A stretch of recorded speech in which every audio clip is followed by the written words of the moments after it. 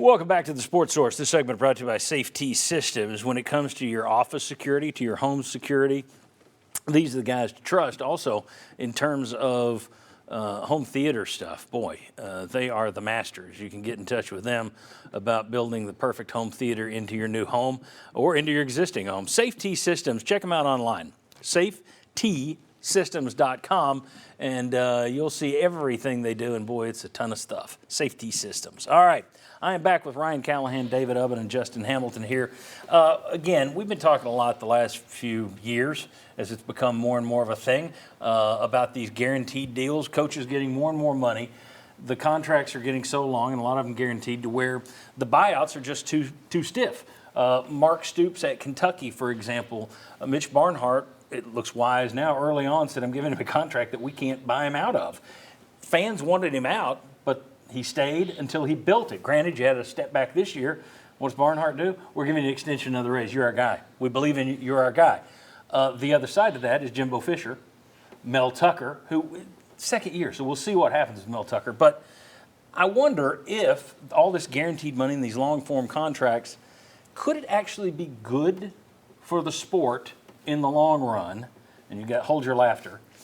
Because could you ever get back to a point where, in this day and age, Vince Dooley at Georgia would be fired 3 different times? You can look at his numbers. He would have been fired 3 different times. In this day and age, Johnny Majors would have never survived long enough to win a Sugar Bowl and rebuild Tennessee. Your coach at Virginia Tech, Frank Beamer, never would have survived to build the program into what he built it into.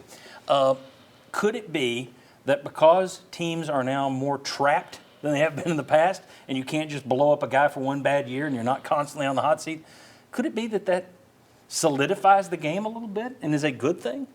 I'll ask the ex-coach.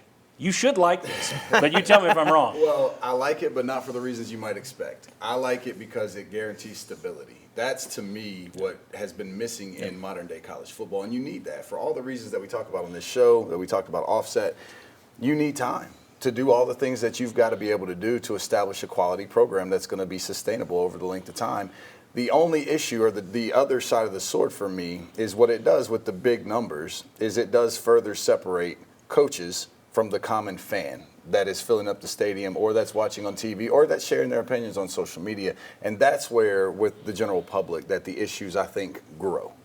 And with media guys who like to sit here and critique what they're doing. All right. I think the issue that you run into is, like, it's a fan perception problem. Like, there are no fans that are sitting there going, hey, our coach is pretty good. We probably can't do better. It's either our coach is disrespected when people say that he's not as good as Nick Saban, or our coach will never win another game. We got to run this guy out of town. It's almost always those two poles at any given program. Mm-hmm.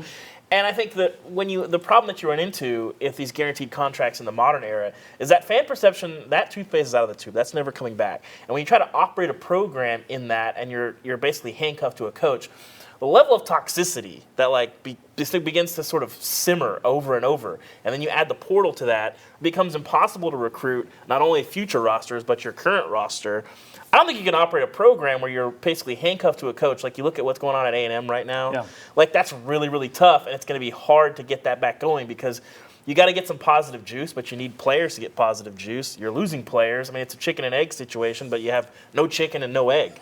Tell me more about this toxicity. I've only been covering Tennessee the last 20 years. I mean, I know it's hard to believe, but some fans get really angry when their team loses. I know it's hard to believe. Well, Ryan, from a recruiting aspect, though, if a coach is able to say, I'm going to be here for a while, doesn't that help on the recruiting trail? Isn't there a positive to that or no? I don't think players know when to believe that and when not to is one problem. So sometimes you might hear that. I mean, especially these guys go through it once. They don't have the long track record that fans do in hearing these things. So I think it's still hard for players to know when to believe that. But I do think there's some positive there. The only thing I would say is not all coaches are getting those kinds of buyouts. Not all coaches are getting that kind of stability. The ones who need time to kind of set the foundation, build a program, aren't necessarily getting rewarded with the Jimbo Fisher buyouts. Mm-hmm. It's the guys who maybe have the track record who don't need as much time to get something up and running at a program. So that's the only thing to me. If it was everybody in the college football getting it that way, I could see the plus, but is the average Mississippi State coach going to get that much rope to hang around for 3 or 4 years and get his chance, or if he struggles for 2 years, is he still out the door? But I think we're trending in that direction because more and more coaches are getting them, and some of it is when they walk in the door. Like, I think I wrote about this earlier this year. The Brent Venables one is wild to me, that a first-time head coach, even though Brent Venables obviously as experienced as he is, that a first-time head coach gets a fully guaranteed deal that's like never happened. It's one thing when you're going to get Jimbo. That's the price of trying to go get Jimbo. Like they had to go do this deal. That's what it Brian is. Kelly away from Notre Dame. That's just or if you're Lincoln going to pull him Riley. away, that's what you have to pay. But then when you have a first-time coach and then the Mel Tucker deal, you have one really good year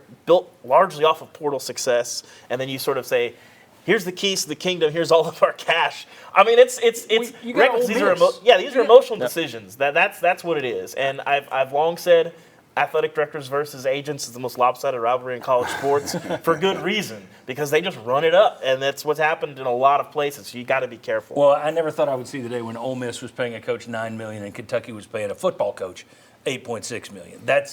I think it is trending in that direction.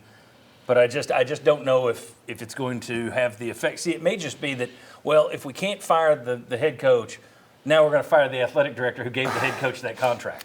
So that toxicity you're talking about, it's going to go somewhere. Well, and David makes a good point with the agents versus the ADs, and that's 14 of the 16 coaches in the SEC have the same agents. So that's a big point to make. Also, talking about players and the juice and the chicken or the egg, if you fire your coach, going into the December signing day, the very first thing the new coach has to do is scramble with everything he has to keep the players in that class that you want to keep. So one way or the other, there's going to be a rollover in your roster. It's just a matter of, again, it's a large number that's easy for us to hear and panic, but ultimately it's the market price. You're going to have to pay that to get a coach And not you like. to, and Quickly. to zoom out quickly, once again, I'm going to be a broken record for you. It's good.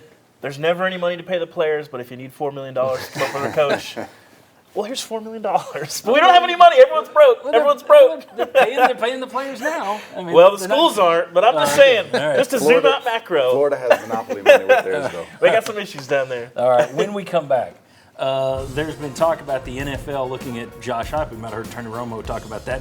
Well, he's got 9 million reasons not to look at the NFL if they did come after him. I don't think they're going to come after him, though. We're going to give you 3 reasons why the NFL most likely is not going to come after Josh Heupel, and it has nothing to do with the contract. Come on back on the Sports Source. We'll surprise you with a football factoid. Factoid's next.